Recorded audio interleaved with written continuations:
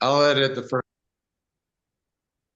Well, aloha, Hariom, Namaste, Hotep and Lakesh, Asamo Owego, Aho Mitaku Asin, praise Jah, hallelujah, Yeshua, Yahweh, Ganesha, because Jah knows I and I and I. I am Onamas Skubaya, also known as Stephen Busher. A lot of people know me as Scooby Hugs back in the day. And this is probably going to be one of my most vulnerable interviews I've ever had because it talks about when I was in a deep, dark place. And I have a really special guest with me today that I really need to share this story because people see me today and I'm doing really well. But to be honest, my wife died of a drug overdose. I lost all my children. I went a little crazy. I went in and out of comas. I was in the hospital for 4 years. I couldn't even speak for a year. And I didn't know what to do. My family abandoned me. So I heard that Asheville, North Carolina is where all the hippies go. And I was always a businessman. And I said, well, what the heck? I'm going to go up there.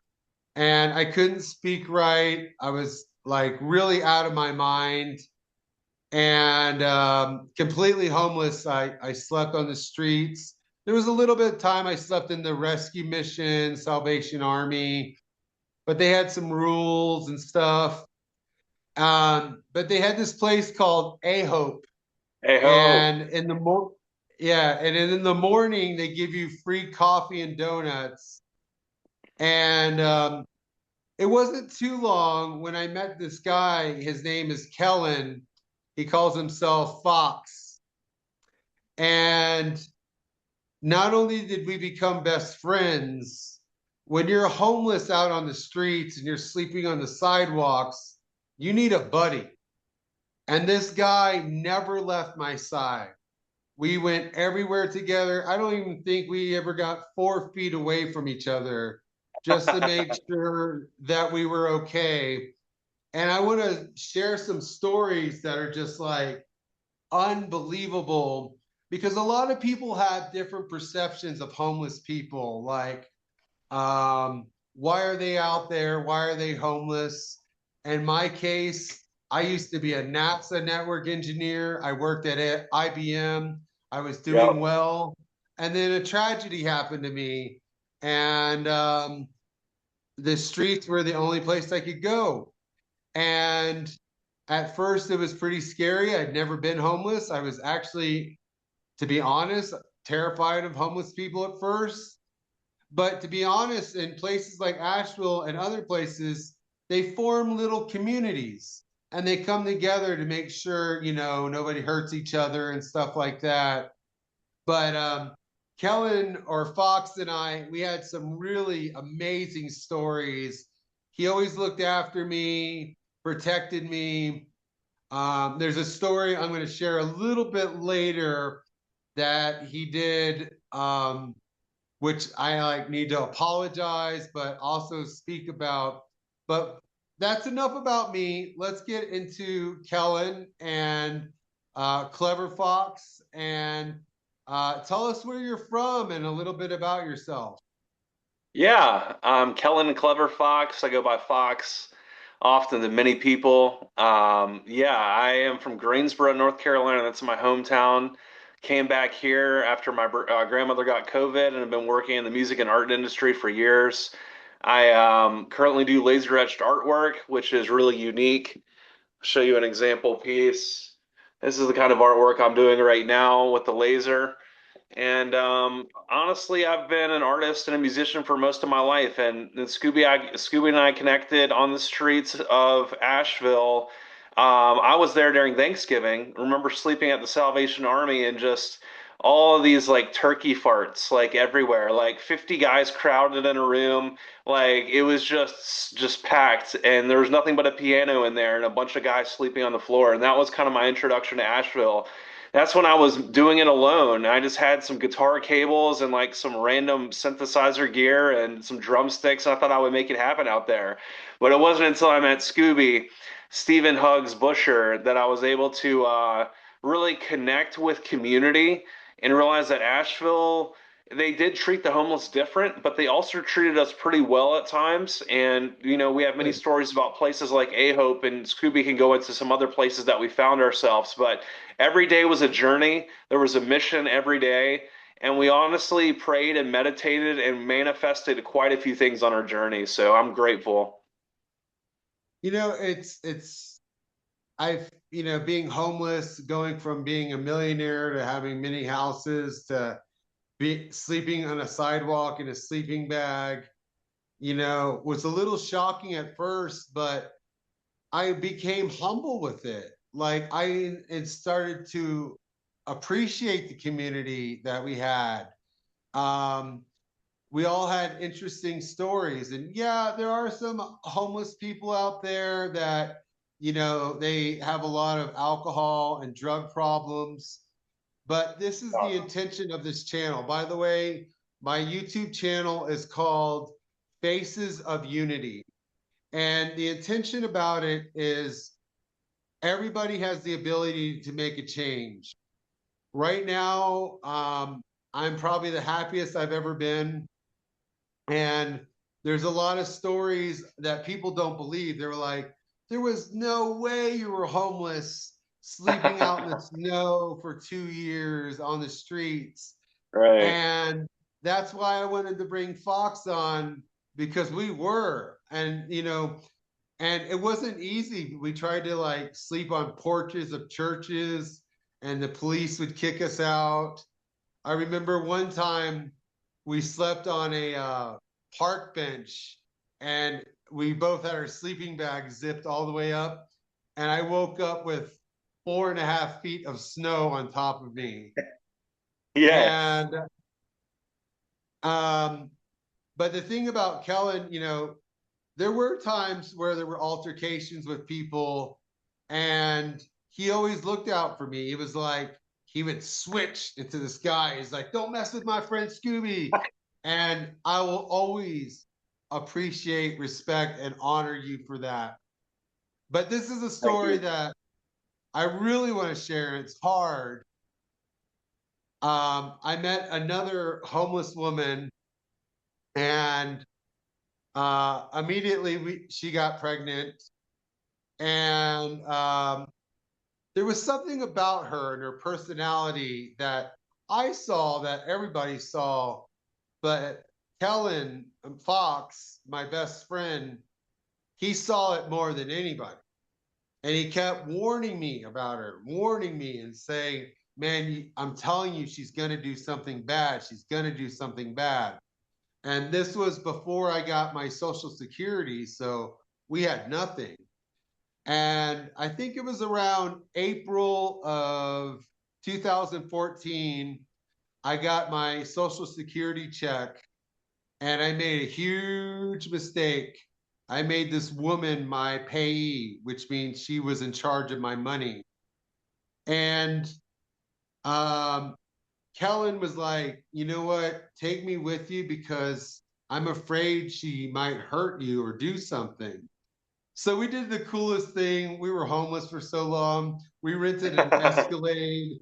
We went to New Cadillac, baby. Orleans. Yeah, it was awesome. Through We Atlanta went to New, first.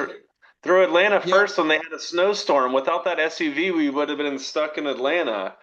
So yeah, we made it through Atlanta, but if you want to talk about the rescue story, we pulled up at A Hope that morning in the Escalade. Everybody thought this was the wildest thing they'd ever seen, and we unloaded our little storage bins that they had downstairs. I had like a motorcycle helmet from my old moped that had been run out of gas somewhere in Asheville, and Scooby was just, I mean, do you want to talk about where you were or no? I mean, we just Oh yeah, rescued you talk essentially. about it. Absolutely. Well, that was the wildest exit strategy ever, was to get that SSI that came through, or SSDI, I think. Is that correct? Right. Right. And so, I mean, a big chunk of change for a homeless person that is surviving day to day on the streets, from the feeds to the shelter to the Salvation Army, often sleeping outside or encampments, meeting all these people and surviving off churches, brunches. It was a wild lifestyle. Every day was different. Every day was a journey. But at that last day, I'll never forget that we took that Cadillac Escalade to A Hope in the morning, unloaded all, got all our gear, got all of our bags, packed everything up. It was you, me, and Petra heading to Atlanta. We got stuck in a snowstorm after staying in a hotel, and then made it down to New Orleans, where I met one of the loves of my life, Rachel, that Scooby introduced Yeah. me to. And it was a remarkable story, because the people at A Hope and the other homeless people just couldn't believe what was happening. But when you Yeah. get Social Security disability, they back pay you. And they gave me quite a lot. I think it was $77,000. The problem was, because Petra was pregnant, and when you first start Social Security, you have to have a payee. And for some reason, I believed in her, but you never did. And you would get really Well, angry at me, and you would say, and you would yell at her sometimes. And I would feel weird because I'm like, what am I supposed to do? My best friend's yelling at my pregnant girlfriend. But I believed what you were saying. But we left New Orleans and we got to Houston, Texas. And I fancy don't know hotel. exactly what happened. I think you left the room for a moment, Smoke a and cigarette, yeah. yeah, and she's like, "We need to leave him here right now." I'm like, "He's never been to Houston, Texas. I'm not going to leave my best friend." And she got really violent with me and threatened me, and um, I probably made the saddest, worst decisions of my life. I left my best friend in Houston because I had this 9 month pregnant girlfriend that I was trying to get to Colorado. And she Yeah, was but you know like, what was redeeming about that, Scooby, is that it was Valentine's Day, and I sent a message to Rachel, who you had just introduced me to through your festival circuit for your music production and your DJing with Mystery Inc. And Rachel popped up on our radar going through New Orleans. I sent her a Valentine's Day message and a pair of earrings, and I was like, "Will you be my Valentine?" And she got me a bus ticket from Dallas or Houston to Dallas or Dallas to Houston, one or the other, wherever we got left, and then to New Orleans, where I spent like a while with her until we drove back to Colorado and reunited. So things do come back in full circle. I mean, I never really had any grudge about that. I mean, I understood like the child comes first, right? The well, child in a way, and and that's kind of beyond friendship, but we repaired, we bonded, we mended, and we made new graces. So it haunts me to this day. And I've had so much therapeutic sessions. And it's like, what do you do when you have a pregnant partner who is, she had a lot of mental problems. She was bipolar, schizophrenic, and very violent. And then you have your best friend that's always looked after you, and they're both telling you you need to leave him or you need to leave her. And it, I didn't know what to do. And it still haunts me to this day, because it gets worse. He was absolutely right. I got her to Colorado. And it's one of, still today in 2026, one of the weirdest things the state of Colorado has ever seen. She had to have a C-section because the baby was big, and turned around. And I think they said she waited less than 2 hours, and she wrapped the sheet around her stomach and tied it, ripped out her IVs, ran out of the hospital screaming that I was crazy and I was going to hurt her. And um and then she went from ATM to ATM to ATM. She stole my car. and she wiped me clean of that $77,000 and fled to South Carolina. And according to Colorado state law, they can't extradite her from South Carolina. Um, and here's where it gets really sad. So all this happens. It's probably the weirdest thing anybody in a hospital's ever seen. And they look at me, and my beard was down to here. You know, we were a little homeless. And I said, look, I'm on Social Security. I'm not crazy. I used to work at NASA. I used to work at IBM. And right there, they're like, you're a liar. In fact, we're putting you in the psych ward because they didn't believe that I had worked at these places. And I was like, I can show you W-2 statements right now. And they're like, you'll have your day in court. So I spent 10 days in the psych ward. My child was adopted to two people automatically.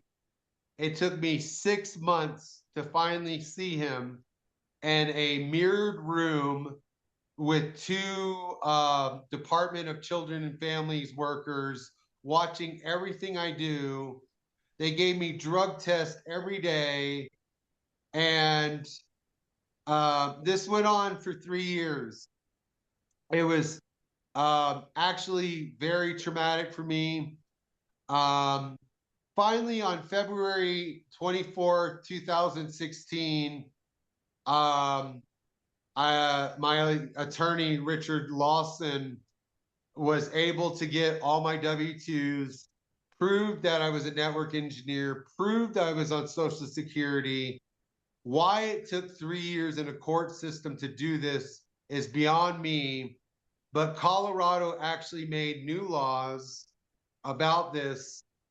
They fired over 24 Department of Children and Family employees. They fired a psychiatrist who had copied and pasted mental notes from another patient about me. And unfortunately, she didn't know how to do it right. And you can see where it was redacted. And that was what won the case. And one of the saddest things for me was these two adopted people. They were kind of a lesbian partner. They teach at the University of Boulder. They had taught my 3-year-old 5 languages, which I thought was remarkable. I had never seen that in my life. And I was so happy I finally won this court case. And I looked behind me and I saw these two women crying. And at the same time, I had just been signed by Afton Bookings as a DJ to go on tour.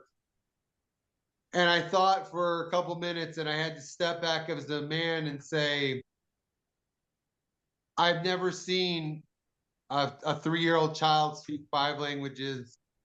These are two very nice ladies. They're university professor. I have a chance to do a music tour. So I talked to them and I said, look, you can take care of Forrest. Just please let me have conversation with him. Let me send him letters. Let me send him gifts. And they said they promised they would do that. Now, what I found out later in life, they never did. And it's really sad. I don't know what Forrest knows about me. My ex went over there, not Petra, another one, to try to talk to them. And they said that what the department had told them about me was so terrifying that they want no connection with me ever. And they never want Forrest to know me. And that was the third child I had lost. And I about mentally lost it. And I think about it all the time. I wish I had listened to you and left her in Houston because you were right. And that's something I'm trying to put out in this video is like, you might have a partner, a girlfriend, a wife, or a husband.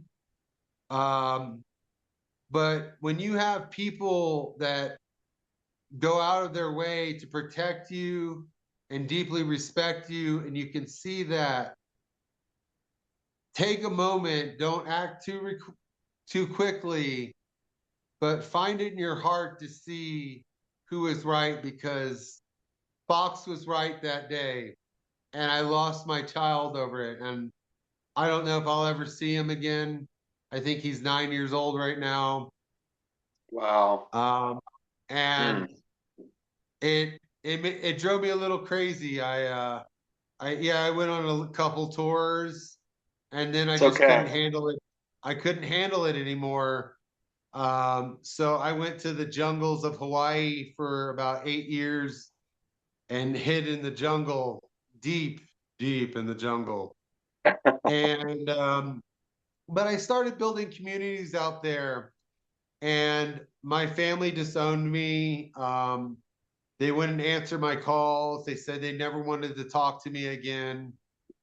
And what I found was that community became my family. And Yeah. I had communities in the jungle. And the sad part is our new president, Trump, has made it illegal for off grid and sustainable communities to exist. And it started in Hawaii, and the place I had lived for 5 years, they're tearing it all down. Mm. And so I came to Peru about a year and a half ago. I met a community here. I live at a hostel called Kamanti Hostel. It's an international hostel. We have people from all around the world. And I have more of a connection with the people here that I don't even know how to speak with. Like the owners, Andres and his brother Ramiro, they own a couple hostels, and they don't speak English. I don't speak Spanish because of my brain injuries. I'm trying to learn. But on Christmas Day, they knew I had no family, and they took me to their family in Arequipa and introduced me to their parents and stuff. And yeah, there was some language barriers, but this became my new family. And they asked me on Christmas through translation, what's one thing you want? And I said, it's hard living in a backpacking hostel because a lot of people, they stay for a couple days, sometimes one day, sometimes a week, and then they go visit the other sites in Peru. And I Yeah. cry a lot when people leave because you build a connection. And so Yeah. I asked them if they could build a long-term community, and they're doing that for me now. It's about 3 miles up the road. It's on 4 acres. It has two houses. One house is 2 stories. It's going to start off with 24 beds. Everybody's going to be able to eat for free. And the intention behind this is I want to bring in as much people from different countries, because people have this fear and racism, especially in the United States, but other countries as well, about what they think about other countries and other people. And to be honest, when I got here at this hostel, I didn't talk to anybody for a month, but I went out and I bought a lot of music instruments. I started cooking with everybody. We've never had an altercation here. And I've learned that this hate and racism, especially with like places like Israel and other things, it's all propaganda we hear on the news. So I have a book writer now. I reached out using AI, and I messaged every movie and reality show, and they actually came here and interviewed me for a year. They told me that nobody's ever done this, but it needs to be done now because people don't know what it's like in Croatia or, all these places. They don't know how people grow up. But once you get to start to know people, just like in the homeless community, we become community. We look after each other. And one thing I want to reiterate about this series is that there is a chance for change. Yes. You could probably tell stories. I was the worst alcoholic, drug addict. Um, Probably not in Asheville so much, but other places. I got really bad and I lost myself. But when I Yeah. got to Peru, this is the Sacred Valley, and it's really ceremonial here. And it changed my Right. life. I didn't think it would ever happen. Ceremony. And it's amazing. They sell ayahuasca, San Pedro, wachuma, mushrooms, DMT, you name it, in stores here legally. And Wow. I think that might be the reason why people are so calm. I've been to countries all around the world, but this country, the Peruvians and the Quechua people are so nice. And so this YouTube channel has a little bit, we're trying to gain notoriety to show people who I am and how I interview. And I kind of wanted to make it really silly with silly stories about me. Got plenty But of those. so far they seem to be a little serious. But the reality show is going to be serious. I mean, Yeah. we are going to have fun workshops, but it's a cat rescue sanctuary. We're going to show people how to spade and neuter cats. We're going to Scooby, have the my phone's Quechua. about to die. Okay. It's been a pleasure speaking with you, Fox. You've been an inspiration and a wonder in my life. And I just wanted to bring you on the show today to tell people not to fear homeless people, um, and to have a respect. And our goal is to remove hate and racism throughout the world. I invite you to subscribe to our YouTube channel, Faces of Unity. It's on YouTube. Hitting that subscribe button costs nothing and it helps us a lot. I love you, Fox. Thank you for being my brother and protecting me through the years. I'll never forget. Praise Jah, hallelujah, and have a wonderful week. I hope to see you soon. He's an amazing person.